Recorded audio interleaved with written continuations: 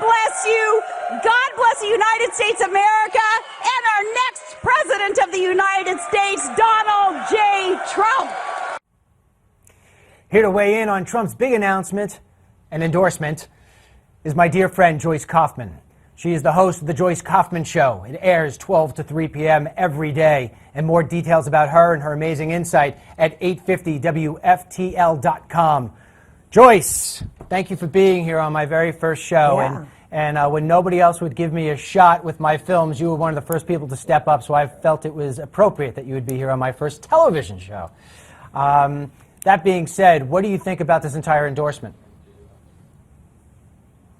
Well, first I want to congratulate you on your show. I feel sorry for your staff, though, because you're a filmmaker, so I know you must be a brutal taskmaster.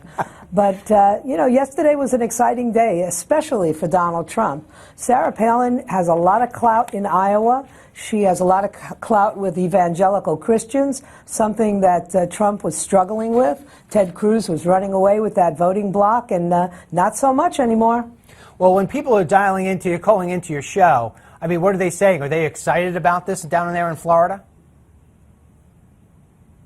You know, there's kind of a mixed bag. There's still a lot of people who don't like Sarah Palin. There's still people who are disappointed that she left the governor's mansion in Alaska the way she did. And there's still people who look at her very much as a reality television star, so they're not all that thrilled with the endorsement. But we're a little more urbane here in Florida than they are in Iowa, and I'm probably going to get in trouble for saying that. All right, so then let's pretend for the moment that Donald Trump can secure the nomination for the GOP, and then he's got to obviously beat That's not Hillary. hard to pretend, Dennis. I realize that. I mean, he's kicking butt and taking names. So if he gets it, right. Florida is a major state, and I just read something not so long ago that said that over the past decade there have been 1 million new registered independent voters. Based on what you know, your expertise of being in the Florida area, will those independents go towards Donald Trump, or do you think that they'll weigh Democrat? The ones that vote will vote for Donald Trump. I mean, he's running away with it in Florida, and we have a lot of local boys in this race. We've got the former governor, we've got the junior senator, we've got Ben Carson, and of course we're going to claim Donald Trump, especially since he's winning. And here he is. He's enthusiastically greeted by independents. I know a lot of Democrats who admit they would vote for Donald Trump. I think he's going to run away with Florida. What is it about Donald Trump that attracts the Democrat? Well, I guess it has a lot to do with the fact that he's a winner, that people see him as someone who actually knows how to fire people. You know, we look at what's happening in Washington today with people who don't do their job or do their job badly, and they maintain their positions. We want somebody that's going to say, you're fired, and mean it. So I think Donald resonates. And Dennis, I don't have to tell you, he went right for the heart of the American worker when he said he wanted to build a fence. This is a big issue to Floridians. Well, I want to discuss that. I mean, Miami now, English is no longer the primary language. It's the secondary language in Miami. So when you take a look at the way that Florida, like the rest of the nation, has changed, not only did Trump say that he's going to build a fence, in other words, saying he's not going to allow people to come in here illegally anymore, but he said that he's also going to deport everyone. Do you think that that deportation promise is what's really driving the Donald Trump popularity? And do people in Florida, do they not like the idea that English is no longer the primary language in Miami? People in South Florida are furious with the fact that they're losing their culture, they're losing their ability to perform normal tasks. You can't get a job if you can't speak Spanish in Miami-Dade, and that rubs a lot of people the wrong way.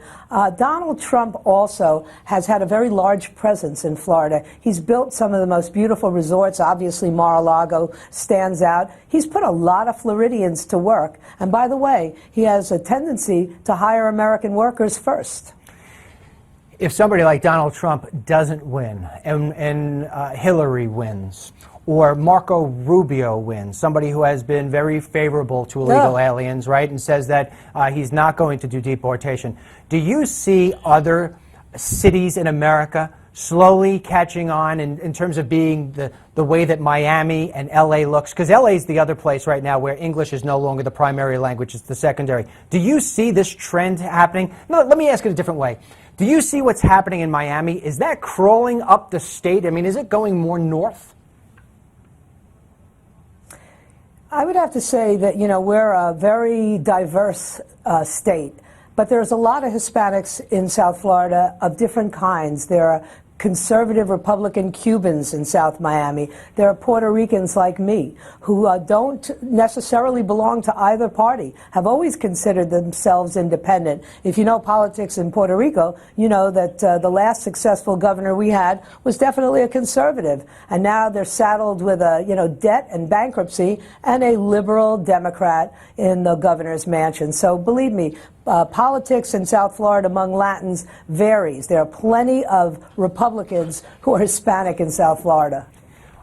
Joyce, I thank you so much for joining me. It was great to see you. You look wonderful. You sound great. I'm going to have you back on. Thanks so much, darling.